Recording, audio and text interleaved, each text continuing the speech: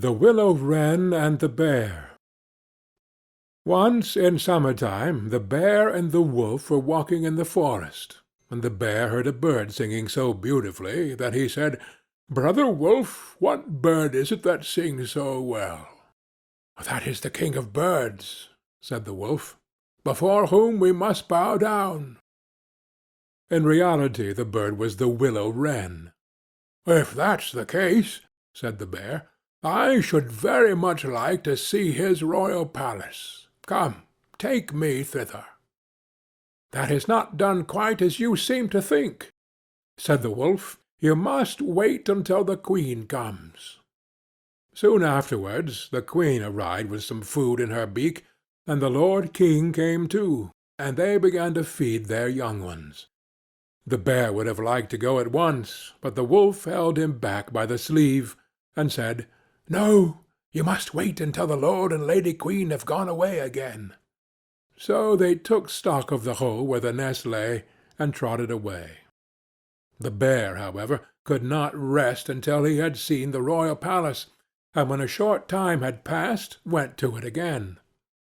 The king and queen had just flown out, so he peeped in, and saw 5 or 6 young ones lying there. "Is that the royal palace?" cried the bear. "It is a wretched palace, and you are not king's children, you are disreputable children." When the young wrens heard that, they were frightfully angry, and screamed, "No, that we are not. Our parents are honest people. Bear, you will have to pay for that." The bear and the wolf grew uneasy, and turned back and went into their holes. The young willow-wrens, however, continued to cry and scream, and when their parents again brought food, they said, "We will not so much as touch one fly's leg, no, not if we were dying of hunger, until you have settled whether we are respectable children or not. The bear has been here, and has insulted us."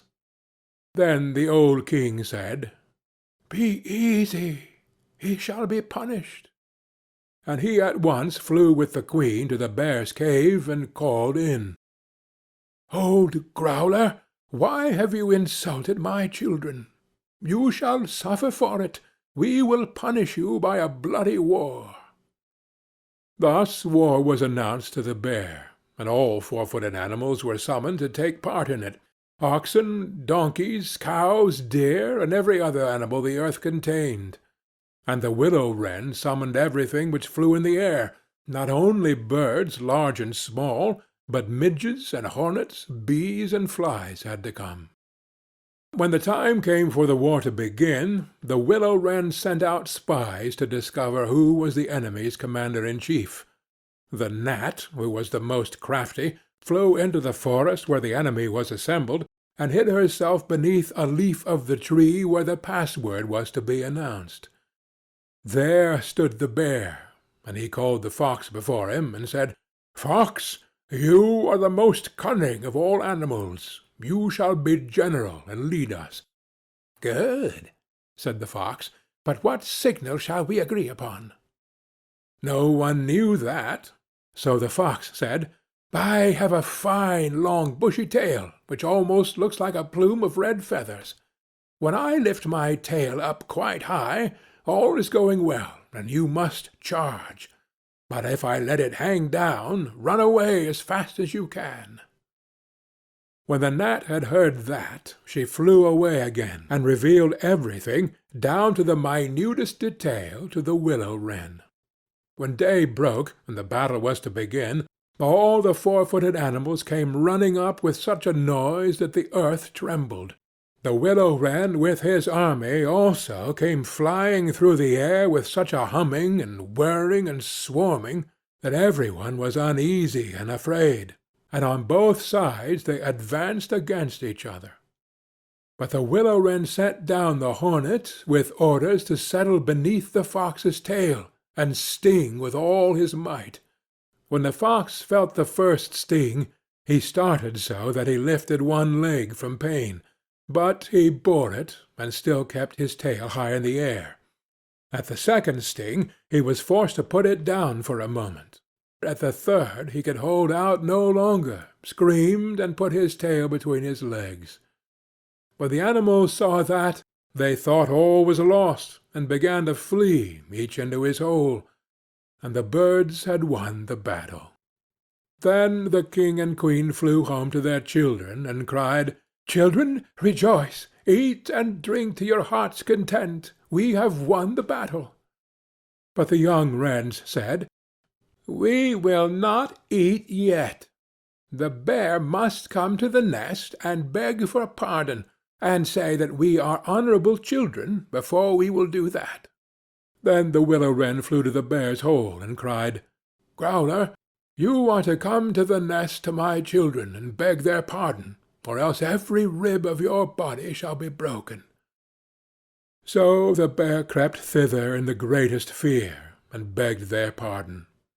And now at last the young wrens were satisfied, and sat down together, and ate and drank and made merry till quite late into the night. The Frog-Prince. One fine evening a young princess put on her bonnet and clogs, and went out to take a walk by herself in a wood. And when she came to a cool spring of water that rose in the midst of it, she sat herself down to rest awhile.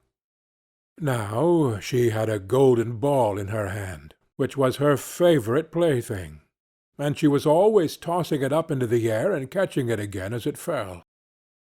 After a time she threw it up so high that she missed catching it as it fell, and the ball bounded away and rolled along upon the ground, till at last it fell down into the spring.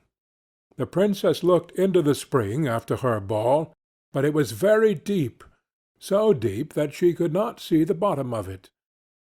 Then she began to bewail her loss, and said, "Alas! if I could only get my ball again, I would give all my fine clothes and jewels, and everything that I have in the world." Whilst she was speaking, a frog put its head out of the water, and said, "Princess, why do you weep so bitterly?" "Alas!" she said, "what can you do for me, you nasty frog? My golden ball has fallen into the spring." The frog said, "I want not your pearls and jewels and fine clothes, but if you will love me, and let me live with you, and eat from off your golden plate, and sleep upon your bed, I will bring you your ball again." "What nonsense this silly frog is talking," thought the princess. "He can never even get out of the spring to visit me, though he may be able to get my ball for me, and therefore I will tell him he shall have what he asks." So she said to the frog, "Well, if you will bring me my ball, I will do all you ask." Then the frog put his head down and dived deep under the water, and after a little while he came up again with the ball in his mouth, and threw it on the edge of the spring. As soon as the young princess saw her ball, she ran to pick it up, and she was so overjoyed to have it in her hand again that she never thought of the frog, but ran home with it as fast as she could. The frog called after her, "Stay, princess, and take me with you, as you said." But she did not stop to hear a word. The next day, just as the princess had sat down to dinner, she heard a strange noise, tap, tap, plash, plash, as if something was coming up the marble staircase. And soon afterwards there was a great knock at the door, and a little voice cried out and said, "Open the door, my princess dear, open the door to thy true love here, and mind the words that thou and I said by the fountain cool in the greenwood shade." Then the princess ran to the door and opened it, and there she saw the frog, whom she had quite forgotten. At this sight she was sadly frightened, and shutting the door as fast as she could, came back to her seat. The king, her father, seeing that something had frightened her, asked her what was the matter. "There is a nasty frog," said she, "at the door, that lifted my ball for me out of the spring this morning. I told him that he should live with me here, thinking that he could never get out of the spring. But there he is at the door, and he wants to come in." While she was speaking, the frog knocked again at the door, and said, "Open the door, my princess dear. Open the door to thy true love here. And mind the words that thou and I said by the fountain cool in the greenwood shade." Then the king said to the young princess, "As you have given your word, you must keep it. So go and let him in." She did so, and the frog hopped into the room, and then straight on, tap, tap, plash, plash, from the bottom of the room to the top, till he came up close to the table where the princess sat. "Pray lift me upon the chair," said he to the princess, "and let me sit next to you." As soon as she had done this, the frog said, "Put your plate nearer to me, that I may eat out of it." This she did, and when he had eaten as much as he could, he said, "Now I am tired. Carry me upstairs and put me into your bed." And the princess, though very unwilling, took him up in her hand and put him upon the pillow of her own bed, where he slept all night long. As soon as it was light, he jumped up, hopped downstairs, and went out of the house. "Now then," thought the princess, "at last he is gone, and I shall be troubled with him no more."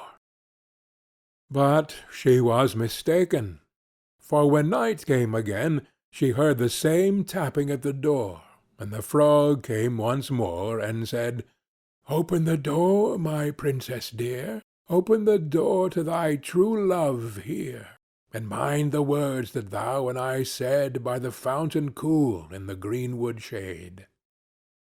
And when the princess opened the door, the frog came in, and slept upon her pillow as before, till the morning broke. And the third night he did the same. But when the princess awoke on the following morning, she was astonished to see, instead of the frog, a handsome prince, gazing on her with the most beautiful eyes she had ever seen, and standing at the head of her bed. He told her that he had been enchanted by a spiteful fairy, who had changed him into a frog, and that he had been fated so to abide till some princess should take him out of the spring, and let him eat from her plate, and sleep upon her bed for 3 nights. "You," said the prince, "have broken his cruel charm, and now I have nothing to wish for but that you should go with me into my father's kingdom, where I will marry you, and love you as long as you live." The young princess, you may be sure, was not long in saying yes to all this, and as they spoke, a gay coach drove up, with 8 beautiful horses decked with plumes of feathers and a golden harness, and behind the coach rode the prince's servant, faithful Heinrich, who had bewailed the misfortunes of his dear master during his enchantment so long and so bitterly that his heart had well nigh burst. They then took leave of the king, and got into the coach with 8 horses, and all set out, full of joy and merriment, for the prince's kingdom, which they reached safely, and there they lived happily a great many years. Cat and Mouse in Partnership. A certain cat had made the acquaintance of a mouse, and had said so much to her about the great love and friendship she felt for her, that at length the mouse agreed that they should live and keep house together. "But we must make a provision for winter, or else we shall suffer from hunger," said the cat, "and you, little mouse, cannot venture everywhere, or you will be caught in a trap some day." The good advice was followed, and a pot of fat was bought, but they did not know where to put it. At length, after much consideration, the cat said, "I know no place where it will be better stored up than in the church, for no one dares take anything away from there. We will set it beneath the altar, and not touch it until we are really in need of it." So the pot was placed in safety, but it was not long before the cat had a great yearning for it, and said to the mouse, "I want to tell you something, little mouse. My cousin has brought a little son into the world, and has asked me to be the godmother. He is white with brown spots, and I am to hold him over the font at the christening. Let me go out to-day, and you look after the house by yourself." "Yes, yes," answered the mouse, "by all means go, and if you get anything very good to eat, think of me. I should like a drop of sweet red christening wine myself." All this, however, was untrue. The cat had no cousin, and had not been asked to be godmother. She went straight to the church, stole to the pot of fat, began to lick it, and licked the top of the fat off. Then she took a walk upon the roofs of the town, looked out for opportunities, and then stretched herself in the sun, and licked her lips whenever she thought of the pot of fat, and not until it was evening did she return home. "Well, here you are again," said the mouse. "No doubt you have had a merry day." "All went off well," answered the cat. "What name did they give the child?" "Top off," said the cat, quite coolly. "Top off!" cried the mouse. "That is a very odd and uncommon name. Is it a usual one in your family?" "What does it matter?" said the cat. "It is no worse than Crumb-stealer, as your godchildren are called." Before long the cat was seized by another fit of yearning. She said to the mouse, "You must do me a favour, and once more manage the house for a day alone. I am again asked to be a godmother, and as the child has a right ring round its neck, I cannot refuse." The good mouse consented, but the cat crept behind the town walls to the church, and devoured half the pot of fat. "Nothing ever seems as good as what one keeps to oneself," said she, and was quite satisfied with her day's work. When she went home, the mouse inquired, "And what was the child christened?" "Half done," answered the cat. "Half done? What are you saying? I never heard the name in my life. I'll wager anything it is not in the calendar." The cat's mouth soon began to water for some more licking. "All good things go in threes," said she. "I am asked to stand godmother again. The child is quite black, only it has white paws, but with that exception it has not a single white hair on its whole body. This only happens once every few years. You will let me go, won't you?" "Top off, half done," answered the mouse. "They are such odd names, they make me very thoughtful." "You sit at home," said the cat, "in your dark grey fur coat and long tail, and are filled with fancies. That's because you do not go out in the daytime." During the cat's absence the mouse cleaned the house and put it in order, but the greedy cat entirely emptied the pot of fat. "When everything is eaten up, one has some peace," she said to herself, and well filled and fat she did not return home till night. The mouse at once asked what name had been given to the third child. "It will not please you more than the others," said the cat. "He is called All Gone." "All Gone?" cried the mouse.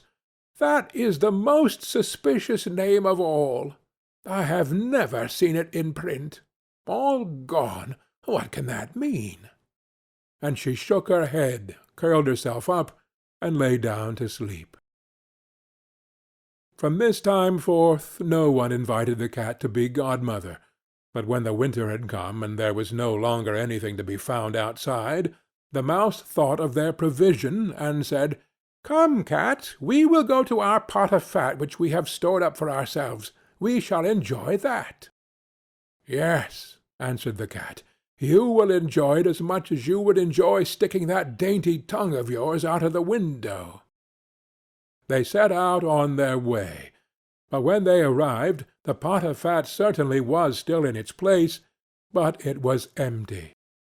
"Alas!" said the Mouse, "now I see what has happened. Now it comes to light. You are a true friend. You have devoured all when you were standing godmother. First top off, then half done, then—" "Will you hold your tongue?" cried the cat. "One word more, and I will eat you too." All gone was already on the poor Mouse's lips. Scarcely had she spoken it before the cat sprang on her, seized her, and swallowed her down. Verily, that is the way of the world. The Goose Girl. The king of a great land died, and left his queen to take care of their only child. The child was a daughter, who was very beautiful, and her mother loved her dearly, and was very kind to her. And there was a good fairy, too, who was fond of the princess, and helped her mother to watch over her. When she grew up, she was betrothed to a prince who lived a great way off, and as the time drew near for her to be married, she got ready to set off on her journey to his country. Then the queen, her mother, packed up a great many costly things, jewels and gold and silver, trinkets, fine dresses, and in short everything that became a royal bride. And she gave her a waiting-maid to ride with her, and give her into the bridegroom's hands, and each had a horse for the journey. Now the princess's horse was the fairy's gift, and it was called Falada, and could speak.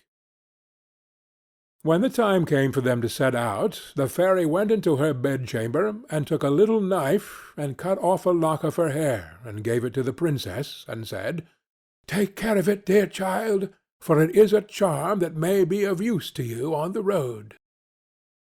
Then they all took a sorrowful leave of the princess, and she put the lock of hair into her bosom, got upon her horse, and set off on her journey to her bridegroom's kingdom.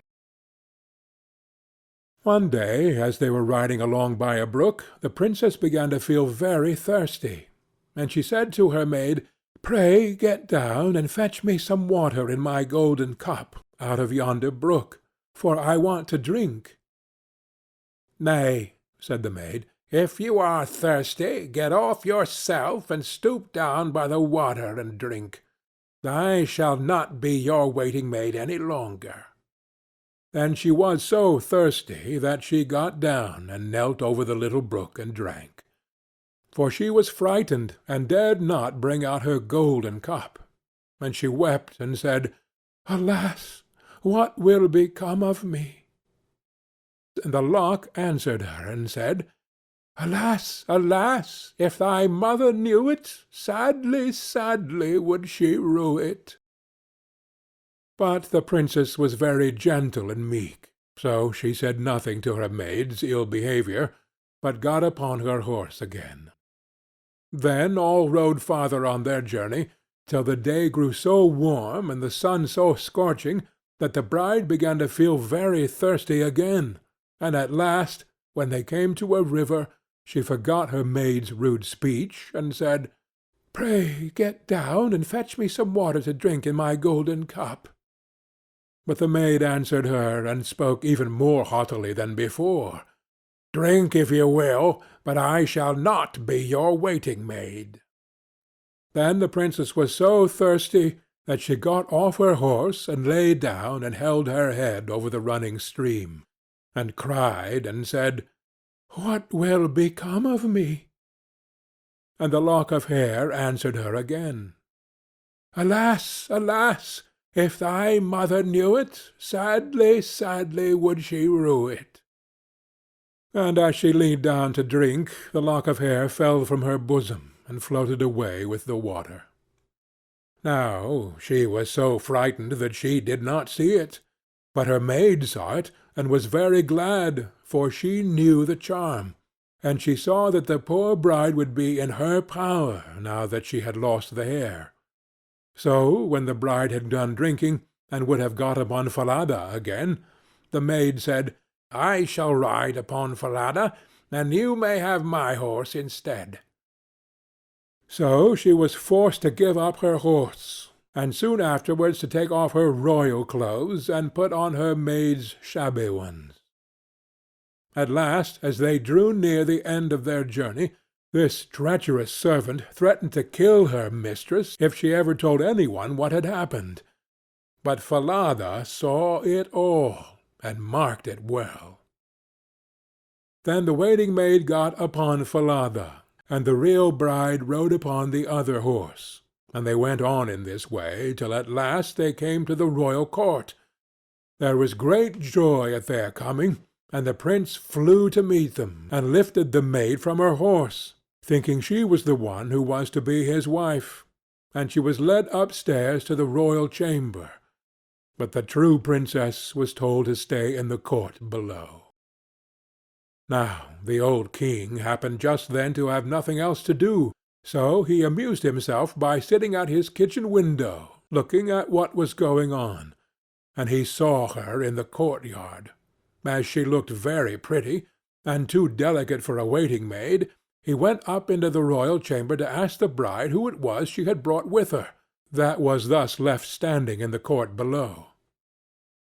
"I brought her with me for the sake of her company on the road," said she. "Pray give the girl some work to do, that she may not be idle." The old king could not for some time think of any work for her to do. But at last he said, "I have a lad who takes care of my geese. She may go and help him." Now the name of this lad, that the real bride was to help in watching the king's geese, was Curdken. "Dear husband, pray do me one piece of kindness." "That I will," said the prince. "Then tell one of your slaughterers to cut off the head of the horse I rode upon, for it is very unruly, and plagued me sadly on the road." But the truth was, she was very much afraid lest Falada should some day or other speak, and tell all she had done to the princess. She carried her point, and the faithful Falada was killed. But when the true princess heard of it, she wept, and begged the man to nail up Falada's head against the large dark gate of the city, through which she had to pass every morning and evening, that there she might still see him sometimes. Then the slaughterer said he would do as she wished, and cut off the head, and nailed it up under the dark gate. Early the next morning, as she and Curdken went out through the gate, she said sorrowfully, "Falada, Falada, there thou hangest." And the head answered, "Bride, bride, there thou gangest. Alas, alas, if thy mother knew it, sadly, sadly would she rue it." Then they went out of the city, and drove the geese on. And when she came to the meadow, she sat down upon a bank there, and let down her waving locks of hair, which were all of pure silver. And when Curdken saw it glitter in the sun, he ran up and would have pulled some of the locks out, but she cried, "Blow, breezes, blow! Let Curdken's hat go! Blow, breezes, blow! Let him after it go! O'er hills and dales and rocks away be it whirled, till the silvery locks are all combed and curled." Then there came a wind so strong that it blew off Curdken's hat, and away it flew over the hills, and he was forced to turn and run after it, till by the time he came back she had done combing and curling her hair, and put it up again safe. Then he was very angry and sulky, and would not speak to her at all. But they watched the geese until it grew dark in the evening, and then drove them homewards. The next morning, as they were going through the dark gate, the poor girl looked up at Falada's head, and cried, "Falada, Falada, there thou hangest." and the head answered, "Bride, bride, there thou gangest. Alas, alas, if thy mother knew it, sadly, sadly would she rue it." Then she drove on the geese, and sat down again in the meadow, and began to comb out her hair as before. And Curdken ran up to her, and wanted to take hold of it, but she cried out quickly, "Blow, breezes, blow, let Curdken's hat go. Blow, breezes, blow, let him after it go. O'er hills and dales and rocks away be it whirled, till the silvery locks are all combed and curled." Then the wind came and blew away his hat. Then off it flew a great way, over the hills and far away, so that he had to run after it. And when he came back she had bound up her hair again, and all was safe. So they watched the geese till it grew dark. In the evening, after they came home, Curdken went to the old king and said, "I cannot have that strange girl to help me to keep the geese any longer." "Why?" said the king. "Because, instead of doing any good, she does nothing but tease me all day long." Then the king made him tell him what had happened. And Curdken said, "When we go in the morning through the dark gate with our flock of geese, she cries, and talks with the head of a horse that hangs upon the wall, and says, 'Falada, Falada, there thou hangest,' and the head answers, 'Bride, bride, there thou gangest. Alas, alas, if thy mother knew it, sadly, sadly would she rue it.'" And Curdken went on telling the king what had happened upon the meadow where the geese fed, how his hat was blown away, and how he was forced to run after it, and to leave his flock of geese to themselves. But the old king told the boy to go out again the next day. And when morning came, he placed himself behind the dark gate, and heard how she spoke to Falada, and how Falada answered. Then he went into the field, and hid himself in the bush by the meadow's side, and he soon saw with his own eyes how they drove that flock of geese, and how, after a little time, she let down her hair that glittered in the sun. And then he heard her say, "Blow, breezes, blow, let Curdken's hat go. Blow, breezes, blow, let him after it go. O'er hills, dales, and rocks away be it whirled, till the silvery locks are all combed and curled." And soon came a gale of wind, and carried away Curdken's hat, and away went Curdken after it, while the girl went on combing and curling her hair. All this the old king saw. So he went home without being seen, and when the little Goose Girl came back in the evening, he called her aside and asked her why she did so. But she burst into tears, and said, "That I must not tell you, or any man, or I shall lose my life." But the old king begged so hard that she had no peace till she had told him all the tale, from beginning to end, word for word. And it was very lucky for her that she did so, for when she had done, the king ordered royal clothes to be put upon her, and gazed on her with wonder, she was so beautiful. Then he called his son, and told him that he had only a false bride, for that she was merely a waiting-maid, while the true bride stood by. And the young man rejoiced when he saw her beauty, and heard how meek and patient she had been. And without saying anything to the false bride, the king ordered a great feast to be got ready for all his court. The bridegroom sat at the top, with the false princess on one side, and the true one on the other. But nobody knew her again, for her beauty was quite dazzling to their eyes, and she did not seem at all like the little Goose Girl, now that she had her brilliant dress on. When they had eaten and drank, and were very merry, the old king said he would tell them a tale. So he began, and told all the story of the princess, as if it was one that he had once heard, and he asked the true waiting-maid what she thought ought to be done to any one who would behave thus. "Nothing better," said this false bride, "than that she would be thrown into the cask stuck round with sharp nails, and that 2 white horses should be put to it, and should drag it from street to street till she was dead." "Thou art she," said the old king, "and as thou hast judged thyself, so shall it be done to thee." And the young king was then married to his true wife, and they reigned over the kingdom in peace and happiness all their lives, and the good fairy came to see them, and restored the faithful Falada to life again. The Adventures of Chanticleer and Partlet. 1. How they went to the mountains to eat nuts. "The nuts are quite ripe now," said Chanticleer to his wife Partlet. "Suppose we go together to the mountains, and eat as many as we can before the squirrel takes them all away." "With all my heart," said Partlet. "Let us go and make a holiday of it together." So they went to the mountains, and as it was a lovely day, they stayed there till the evening.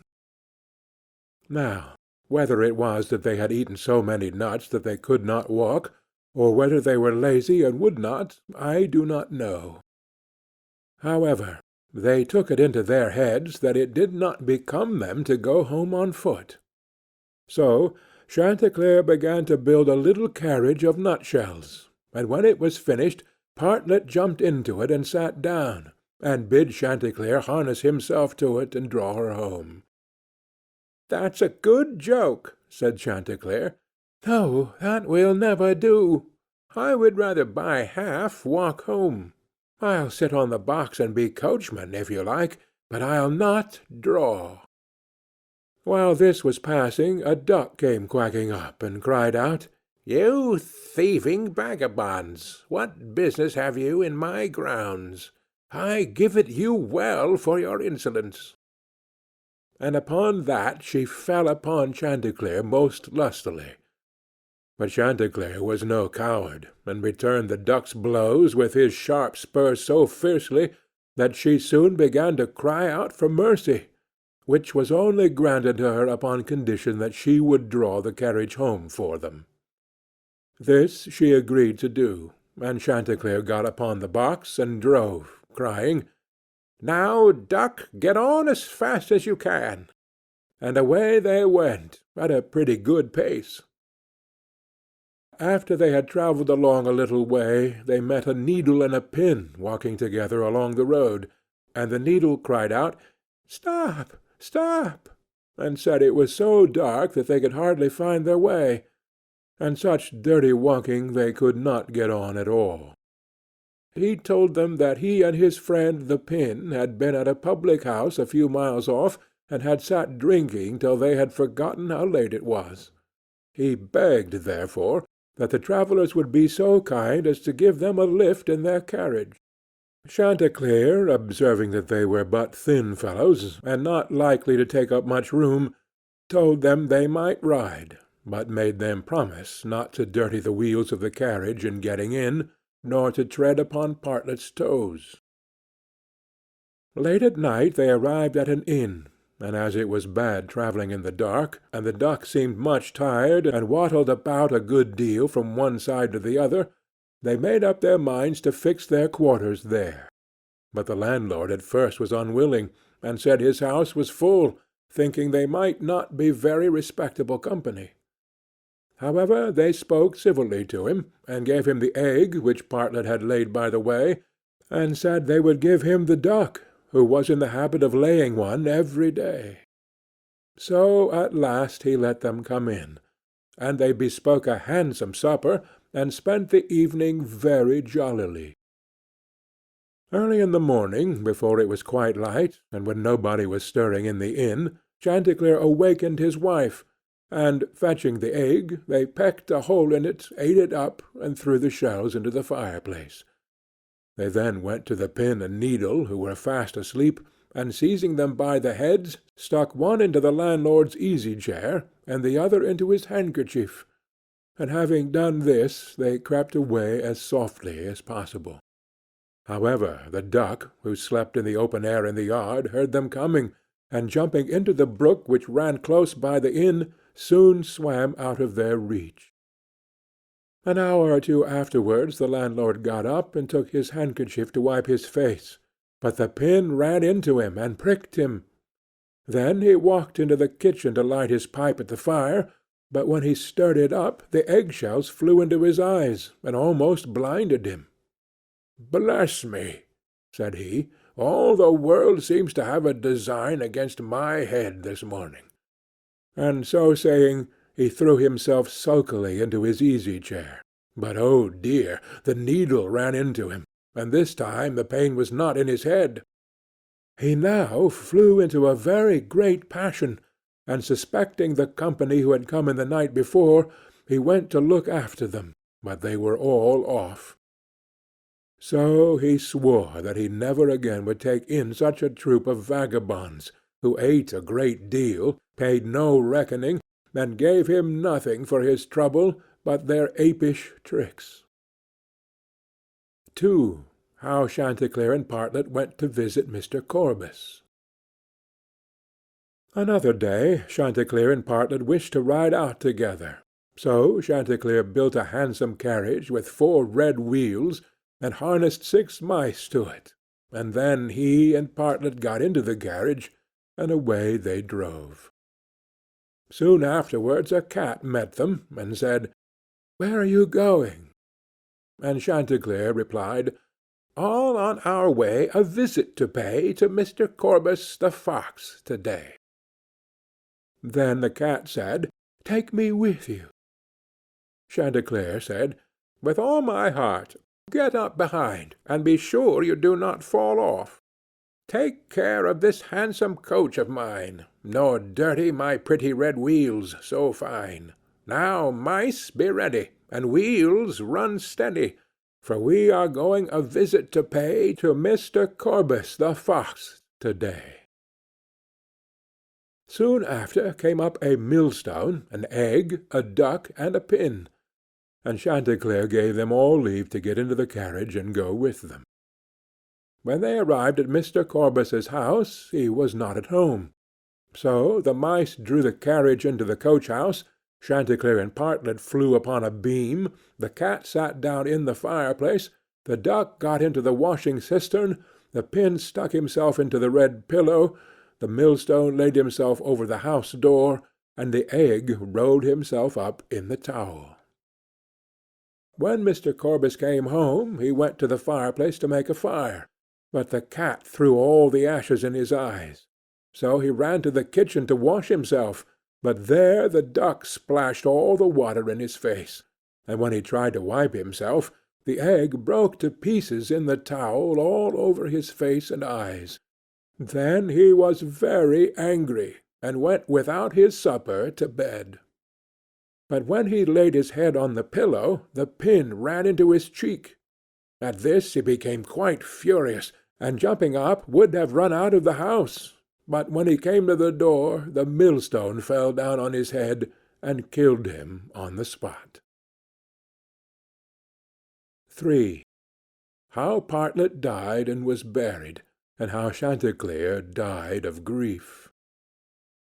Another day Chanticleer and Partlet agreed to go again to the mountains to eat nuts, and it was settled that all the nuts which they found should be shared equally between them. Now Partlet found a very large nut, but she said nothing about it to Chanticleer, and kept it all to herself. However, it was so big that she could not swallow it, and it stuck in her throat.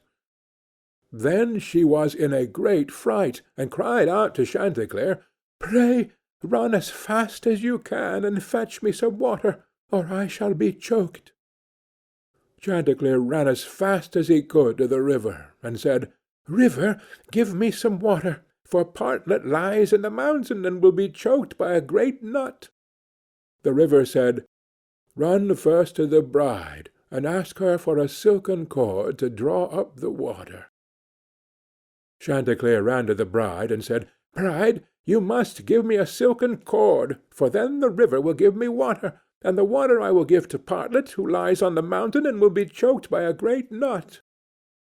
But the bride said, "Run first and bring me my garland that is hanging on a willow in the garden." Then Chanticleer ran to the garden, and took the garland from the bough where it hung, and brought it to the bride, and then the bride gave him the silken cord, and he took the silken cord to the river, and the river gave him water, and he carried the water to Partlet.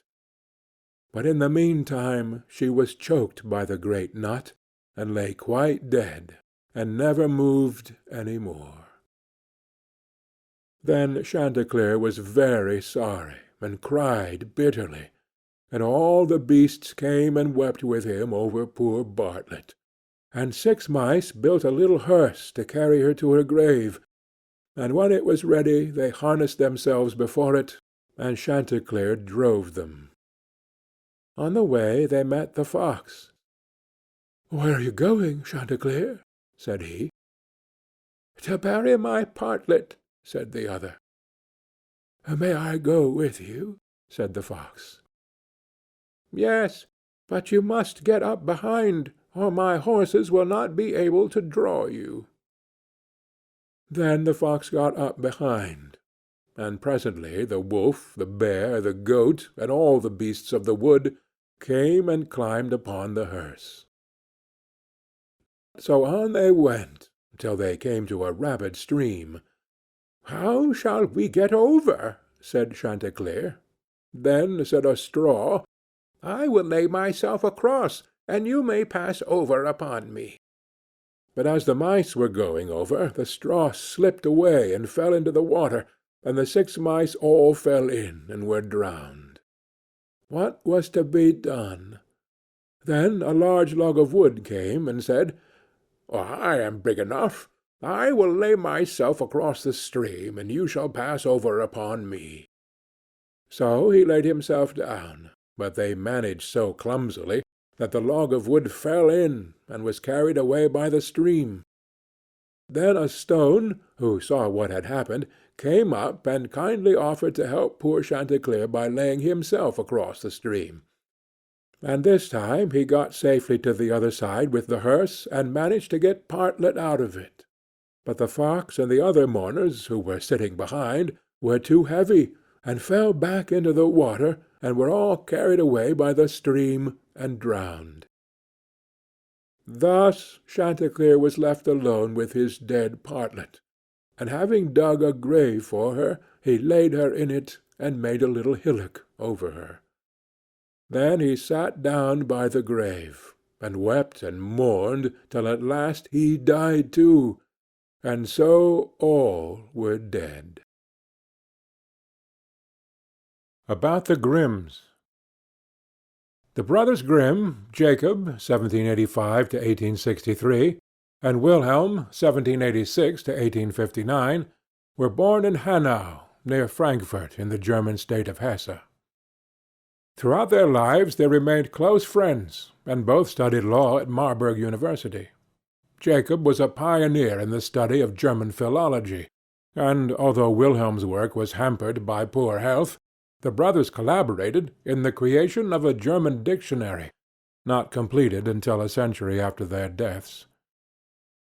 But they were best and universally known for the collection of over 200 folk tales they made from oral sources, and published in 2 volumes of Nursery and Household Tales in 1812 and 1814. Although their intention was to preserve such material as part of a German cultural and literary history, and their collection was first published with scholarly notes and no illustration, the tales soon came into the possession of young readers. This was in part due to Edgar Taylor, who made the first English translation in 1823, selecting about 50 stories, quote, "with the amusement of some young friends principally in view." End quote. They have been an essential ingredient of children's reading ever since.